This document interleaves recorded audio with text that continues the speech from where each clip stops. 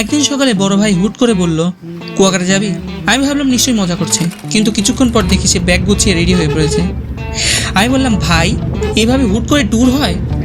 বড় ভাই বলল, হয় হয়, জলদি রেডি হয়ে নে, বাস আসতেছে, বাসে যাওয়া লাগবে। তো আর কি করার, রেডি হয়ে বাসে উঠলাম।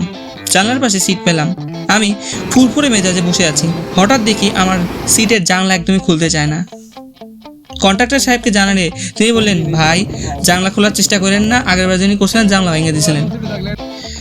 তো আর কি করার, এভাবেই কুয়াকাটা পৌঁছালাম। বিচে গিয়ে দেখি সবাই ছবি তুলতে ব্যস্ত।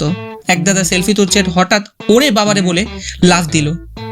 খেয়াল করে দেখি সমুদ্রের পানিতে একদম ভিজে গেছেন। ভাগ্যিস ওনার ফোনটা ভেজেনি, নাহলে ফোন রিকভার করতে পারতেন না।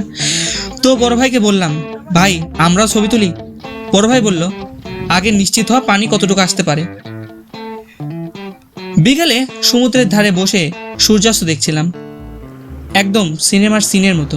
ঠিক তখনই এক বন্ধু কল দিল, ভাই কই তুই, ক্যাম্পাসে আসিস না কেন? আমি বললাম, ভাই আমি ক্লাস করতে করতে জীবন শেষ হয়ে যাচ্ছে আমার, তাই আমি সূর্যাস্ত দেখতে কুয়াকাটা চলে আইছি। বন্ধু বলল, কি তুই কুয়াকাটা কবে গেলি? এই তো আজকে আসছি।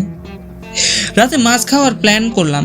রেস্টুরেন্টে গিয়ে দাম দেখে বললাম, ভাই মাছের এত দাম কেন? ওয়েটার বলল, ভাই এটা কুয়াকাটার স্পেশাল মাছ। আমি বললাম, ভাই মাছ কি সমুদ্র থেকে তুলতে ট্যাক্স দিতে হয়?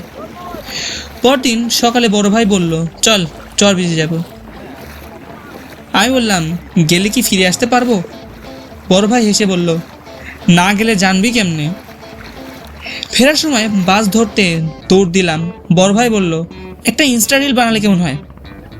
আমি বললাম, ভাই বাস মিস করলে রিল নয়, হাঁটা লাগবে।